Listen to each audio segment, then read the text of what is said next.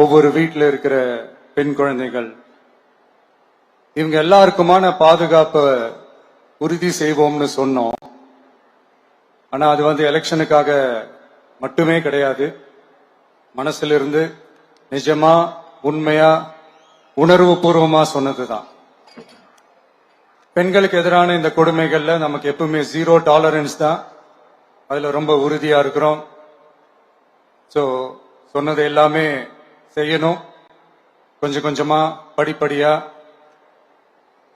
அதை செயல கொண்டு வரணும். அதுல ரொம்ப தெளிவா இருக்கிறோம். அதனாலதான் ஆட்சிக்கு வந்த உடனே இந்த குறைஞ்ச நாட்களுக்குள்ளேயே இதை நடைமுறைக்கு கொண்டு வந்திருக்கிறோம். தமிழ்நாட்டில் இருக்கிற பெண்கள், பெண் குழந்தைகள் எல்லாருமே பாதுகாப்பா தன்னம்பிக்கையோடு இருக்கணும். அதுக்கான முதல் கட்டம் தான் இந்த ஸ்டெப். இது மனசுக்கு ஒரு மன நிறைவை கொடுத்தாலும் அதே நேரத்தில் பெண்களை பத்தின சில செய்திகள்லாம் கேட்கும் போது உண்மையிலேயே மனசு பதறுது, கண்ணு கலங்குது. அது கண்ட்ரோல் பண்ணவே முடியல. ஏன்னா நடக்கிற கொடுமைகள்லாம் யாருக்குங்க? நம்ம குடும்பத்தை சேர்ந்தவங்க தானே. எப்படி மனசு பதறாம இருக்கும்? அதனால பெண்களுக்கு எதிராக இதெல்லாம் ஏன் நடக்குது, எதுக்கு நடக்குதுன்றது மற்றவங்க மாதிரி ரீல்ஸ்லயும் இன்ஸ்டாலையும் தேடிட்டு இருக்க முடியாது. ரியாலிட்டிய புரிஞ்சுக்கணும். சோ இந்த பிரச்சனைகள்லாம் ஏன் நடக்குது அப்படின்றத அனலைஸ் பண்ணி பார்க்கும்போது சுத்தி சுத்தி பாத்தீங்கன்னா ஒரே இடத்துலதான் நிக்குது. போதை பொருள் நடமாட்டம். அதை வேரோட பிடுங்கி எறியணும். இது 2026 போன மாசம் மே மாசம் 10ஆம் தேதி இந்த பிரச்சனை புதுசா முளைச்சு வந்துடல. இது பல வருஷமா இருக்கிற பிரச்சனை. பல வருஷமா இதை கண்டுக்காம விட்டதுதான் அந்த வேர் இவ்வளவு ஆழமா பரவி இருக்குது. இத பல வருஷமா கண்டுக்காம விட்டது யாருன்றது நான் சொல்லிதான் உங்களுக்கு தெரியணும்னு அவசியம் இல்லை. அது உங்களுக்கே நல்லா தெரியும். இப்ப அதை பத்தி பேசியும் பிரயோஜனம் இல்லை. முதல்ல இந்த போதை பொருள் நடமாட்டத்தை வேரோட பிடுங்கி எறியணும். அப்படி எரிஞ்சாதான் இந்த பெண்களுக்கான இந்த சேஃப்டி ரொம்ப ஸ்ட்ராங் ஆகும். இது ரெண்டுமே ஸ்ட்ராங் ஆனாலே ஆட்டோமேட்டிக்கா சட்டம் ஒழுங்கும் சரியாகும். இந்த 3 விஷயம் சொன்னல, இந்த போதை பொருள் நடமாட்டம், பெண்களுக்கு எதிரான இந்த கொடுமை, இந்த சட்டம் ஒழுங்கு, இது 3மே ஒண்ணுக்கு ஒண்ணு இன்டர்லிங்க் தான். இதுவும் இப்ப புதுசா வந்த பிரச்சனை கிடையாது. பல வருஷமா இது இன்டர்லிங்க்டா தான் இருக்குது. இதெல்லாம் ஏன் எதுக்குன்றது இப்ப முக்கியம் இல்லை. இது எப்படி சரி செய்ய போறோம்ன்றதுதான் முக்கியம். பட் அதே நேரத்துல இன்னொன்னையும் நம்ம மனசுல எடுத்துக்கணும். இந்த பெண் குழந்தைகளுக்கான இந்த பாதுகாப்பு இது வெறும் சட்டம் ஒழுங்கு சம்பந்தப்பட்டது மட்டும்தானா அப்படின்னு கேட்டீங்கன்னா இல்ல. இது சமூக ஒழுங்கும் சம்பந்தப்பட்டிருக்கு. சமூக ஒழுகல தனி மனித ஒழுங்கும் சம்பந்தப்பட்டிருக்கு. தனி மனிதன் ஒழுங்கா இருந்தாலே அந்த சமூகம் தன்னால மாறும். ஒரு கட்டுப்பாட்டோட ஒரு பொறுப்பா இருந்தாலே இது மாதிரி பல பிரச்சனைகளை நம்ம கண்ட்ரோல் பண்ணலாம். படிக்கிற இடத்துல, வேலைக்கு போற இடத்துல, டிராவல் டைம்ல, ஆனா டெய்லி லைஃப்ல பயம் இல்லாம மரியாதையோட நம்ம பெண்கள் வாழணும். அதுக்கான ஒரு அட்மாஸ்பியரை நம்ம கிரியேட் பண்ணணும். அதுதான் நம்மளுடைய ஃபர்ஸ்ட் டார்கெட்டு. இவ்வளவு நேரம் நான் இதெல்லாம் ரொம்ப சாஃப்டா சொல்லிட்டு இருந்தேன். ஆனா பெண்களை தொந்தரவு செஞ்சுட்டு அப்படியே எஸ்கேப் ஆகி போயிடலாம்னு நினைக்கிறவங்களுக்கு நான் ஒரு வார்னிங்காவே சொல்றேன்.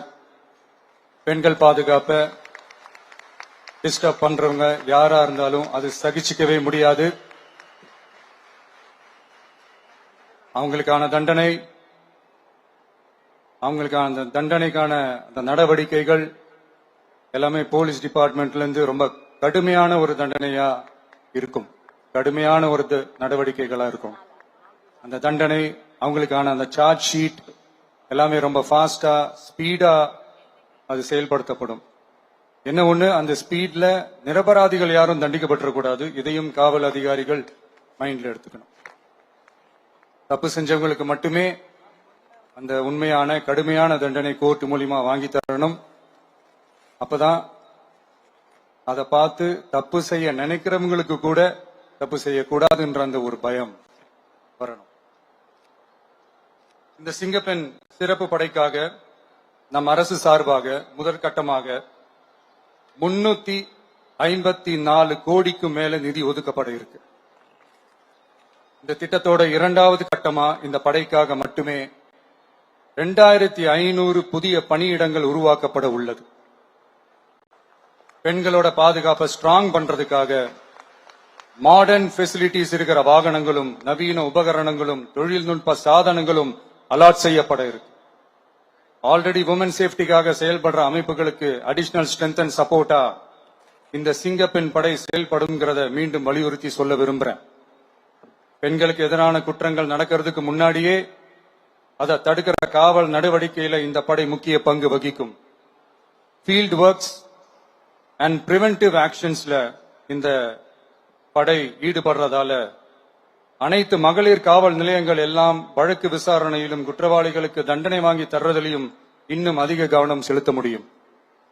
பெண்களை ஃபாலோ பண்றது, பாலியல் தொல்லை தர்றது, டார்கெட் பண்ணி திரும்ப திரும்ப தொந்தரவு செய்யறது, பெண்கள் கடத்தல் முயற்சி, பப்ளிக் பிளேஸ்ல அசிங்கமா நடந்துக்கிறதுக்கு பஸ்ல தொல்லை தர்றது, கூட்டத்துல பெண்களுக்கு தொல்லை தர்றதுன்னு இது மாதிரி தப்பா தடுக்கிறதுல ரொம்ப முக்கியமா இந்த சிங்கப்பெண் படை செயல்படும்.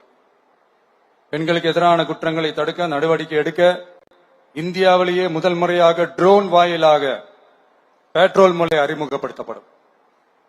நம்ம வீட்டு பெண்கள் அவங்களோட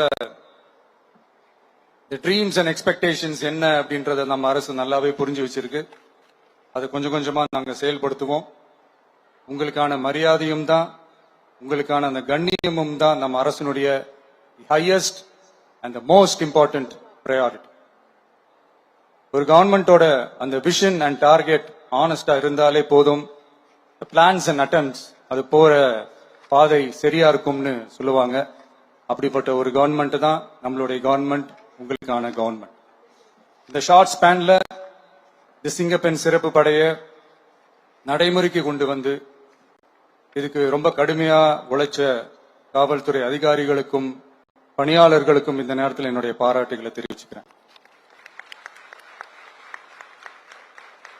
இந்த நேரத்தில் என்னை பொறுத்த வரைக்கும் ஒரு கவர்மெண்டோட முதல் சக்சஸ், முழு சக்சஸ் இன்ஃப்ராஸ்ட்ரக்சரோட வளர்ச்சியிலேயோ பொருளாதார வளர்ச்சியிலேயோ மட்டுமே இல்லை, அந்த ஸ்டேட்டோட பெண்களும் குழந்தைகளும் மரியாதையா வாழ்றாங்களா அப்படின்றதுல தான் அந்த கவர்மெண்டோட முழு சக்சஸுமே இருக்கு.